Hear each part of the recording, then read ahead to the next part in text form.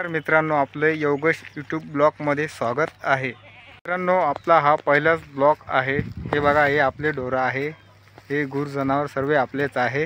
हे आपल्या बकऱ्या आहे, हे आपली मोठी बकरी आहे आणि ही 2 नंबरची आहे। ही पण हिचीच मुलगी आहे आणि ही पण हिचीच मुलगी आहे। आणि नंतरून ज्या वेळेस तिची डिलिव्हरी झाली त्यावेळेस तिने हे 2 दिले आहे। ती पण पाट आहे आणि ही पण पाट आहे। मित्रांनो, आपण वरखडी बाजारात गेले होते त्यावेळेस आपण ही म्हैस आणलेली आहे। ह्या म्हशीचे हे गुरु आहे छोटंसं, हे बघा इथं झोपलेलं आहे। आपण ही म्हैस वरखडी बाजारामधून आणली होती। तुम्ही एक वेळेस हिला बघून घ्या कशी आहे दिसायला। आपण आणली मित्रांनो, त्यावेळेस खूप लोक म्हणू लागले की तुम्ही फसले। तुम्ही मला कमेंट बॉक्समध्ये कळवा, आपण फसले का नाही। 75,000ची आणली होती आपण मित्रांनो।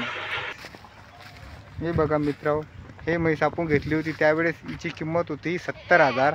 आता आपल्याला त्यांनी मागितली 1 लाखात। तरी पण वडिलांना विचारलं तर वडील नाही म्हणू लागले। ही एक आहे, ही आपली घरगुती आहे। छोटंसं बच्चं होतं, हे आपल्याकडे खूप वाढी लावलं, मोठे केलं याला। मित्रांनो, हे बघा आपले बकऱ्या कोणता पाला खात आहे बघा तुम्ही।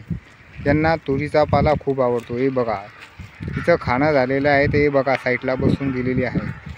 आणि या 2 खाऊ राहिले, पिलं पण खाऊ राहिले बघा।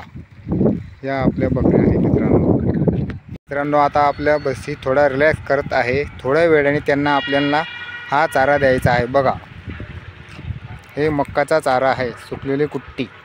थोड्या वेळाने टाकू, आता त्यांना थोडा आराम करू द्या। त्याच्यानंतर आपल्याला त्यांना पाणी पण पाजायचं। हे बघा पाणी पण आपण इथं आणलेलं आहे। इकडनं चला तुम्हाला दाखवतो पाणी कुठं भरलेलं आहे। तर हे बघा मित्रांनो, आपलं इथं पाणी आहे। आता त्या थोडे बसलेले आहे, थोडा आराम करत आहे, त्यावेळेस त्यांना नंतर पाणी देऊ। मित्रांनो, तुमची अशीच साथ राहू द्या। भेटूया आपण पुढच्या व्हिडिओमध्ये।